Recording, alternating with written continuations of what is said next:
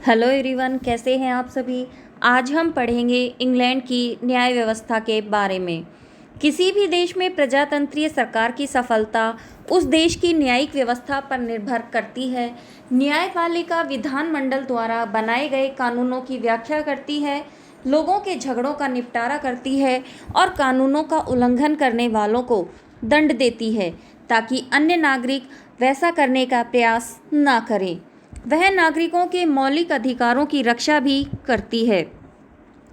नागरिक अपनी स्वतंत्रताओं का उचित प्रयोग तभी कर सकते हैं जब देश में एक निष्पक्ष न्याय विभाग की व्यवस्था की जाती है। इंग्लैंड की न्याय व्यवस्था अपनी योग्यता और निष्पक्षता के लिए संसार भर में प्रसिद्ध है। अमीर और गरीब दोनों को ही समान न्याय मिलता है और संविधान में नागरिकों के मौलिक अधिकारों की कोई सूची न होते हुए भी वहाँ पर न्यायपालिका ने इसका भली प्रकार से रक्षा की है।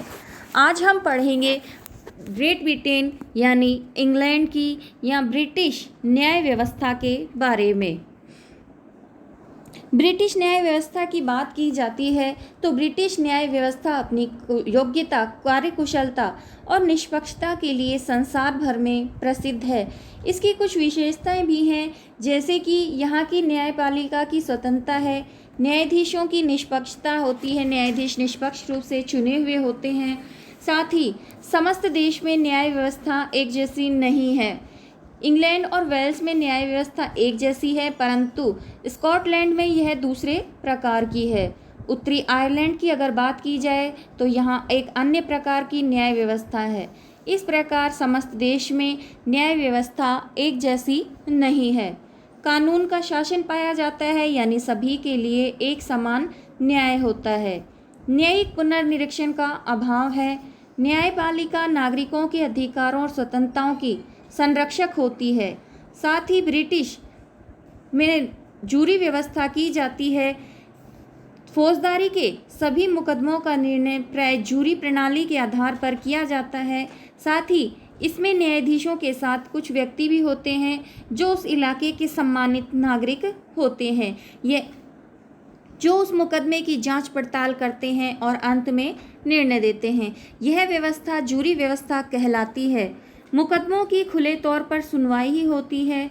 दो प्रकार के वकील पाए जाते हैं, सॉलिसिटर और बैरिस्टर।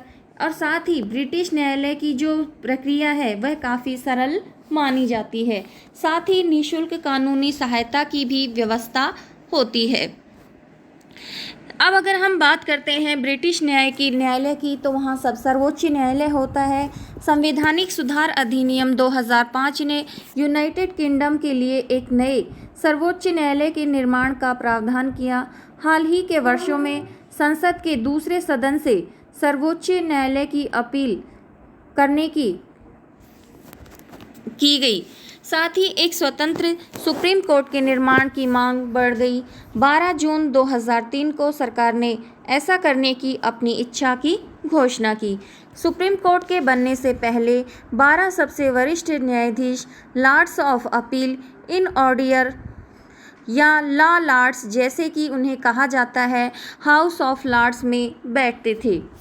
हाउस ऑफ लॉर्ड्स देश का सर्वोच्च न्यायालय था, अपील का सर्वोच्च न्यायालय था, जिसमें सिविल मामलों में पूरे यूनाइटेड किंगडम के लिए और आपराधिक मामलों में इंग्लैंड, वेल्स और उत्तरी आयरलैंड के लिए कानून के बिंदुओं पर अंतिम अदालत के रूप में कार्य किया।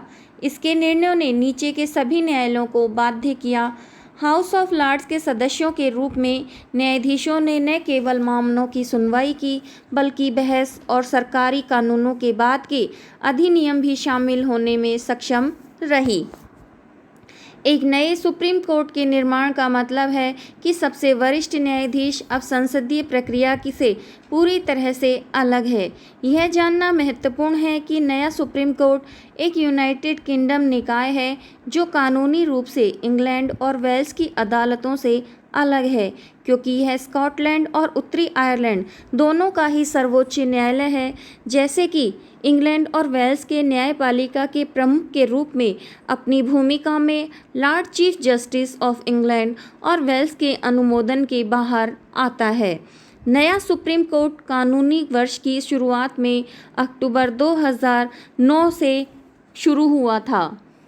न्यायालय विभिन्न मामलों को कैसे निपटाया जाता है और कौन से न्यायाधीश उनसे निपटते हैं, इसीलिए वहाँ न्यायालयों को कुछ भागों में बांटा गया है, जैसे कि है नागरिक।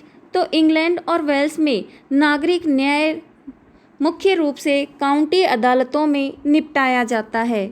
इसके अलावा आपराधिक जो मामले होते हैं, न्यायाधीश और मजिस्ट्रेट आपराधिक न्याय प्रणाली में महत्वपूर्ण भूमिका निभाते हैं, खासकर जब सजा की बात आती है तब। परिवारों को यथासंभव विवादों से बचने में मदद करने के लिए पारिवारिक न्याय प्रणाली भी उपलब्ध है। सैन्य सेवा न्याय प्रणाली और न्यायाधीश अधिवक्ताओं के बारे में अधिक जानकारी प्राप्त करने के लिए इस न्यायालय की स्थापना की जाती है। ट्रिब्यूनल द्विस्तरीय न्यायाधिकरण प्रणाली और विभिन्न मंडलों के बारे में अधिक से अधिक जानकारी प्राप्त करने के लिए इस न्यायालय की व्यवस्था की गई। अदालतों की परंपराएं। हथियारों का शाही court, royal court of arms 1399 में किंग हेनरी चतुर्थ के तहत अस्तित्व में आया। इसका उपयोग राज करने वाले सम्राट द्वारा किया जाता है। रॉयल आर्म्स इंग्लैंड और वेल्स के हर कोर्ट रूम में दिखाई देते हैं। लंदन शहर में मजिस्ट्रेट कोर्ट के अपवाद के अलावा, यह प्रदर्शित करते हुए कि न्याय सम्राट से आता है और एक कानून अदालत रॉयल कोर्ट का हिस्सा है। न्यायाधीश और मजिस्ट्रेट इसलिए आधिकारिक तौर पर क्राउन के प्रतिनिधि हैं। रॉयल आर्म्स की उपस्थिति बताती है कि वकील और अदालत के अधिकारी कमरे में प्रवेश करते समय न्यायाधीश या मजिस्ट्रेट की बेंच को क्यों झुकते हैं। वे जज के सामने नहीं झुक रहे, वे रानी के न्याय के प्रति सम्मान दिखाने के लिए नमन करते हैं। गैवल्स यद्यपि अक्सर कार्टून और टीवी कार्यक्रमों में देखे जाते हैं और न्यायाधीशों को शामिल करने वाली लगभग हर चीज़ में इसका उल्लेख किया जाता है। जहां एक और गैवल नहीं देखे गए, वह एक अंग्रेजी या वेल्श कोर्ट रूम है जिसका वहां उपयोग नहीं किया जाता और कभी भी अपराधी उपयोग में नहीं किया गया। काली टोपी ट्यूडर के समय में अदालत की टोपी पर आधारित है। पारंपरिक रूप से न्यायाधीशों द्वारा मौत की सज़ा सुनाते थे। 1969 में मृत्युदंड को स्थायी रूप से समाप्त करने के बाद से टोपी पहनने की कोई आवश्यकता नहीं रही। उच्च न्यायालय के न्यायाधीश अब भी काली टोपी धारण करते हैं, लेकिन केवल उस समय जब वे पूर्ण औपचारिक पोशाक पहने होते हैं।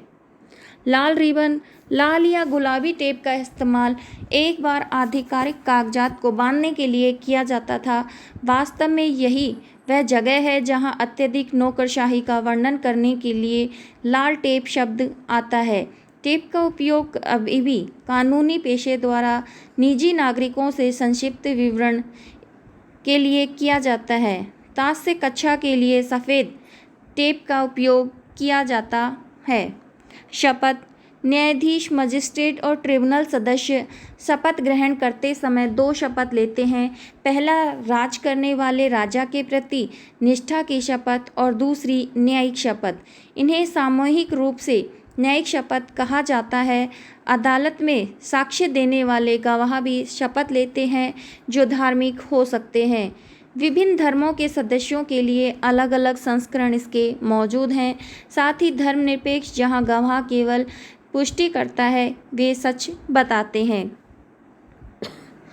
कम से कम एंग्लो सैक्सन और रोमन काल के रूप में शपथ का उपयोग किया जाता था।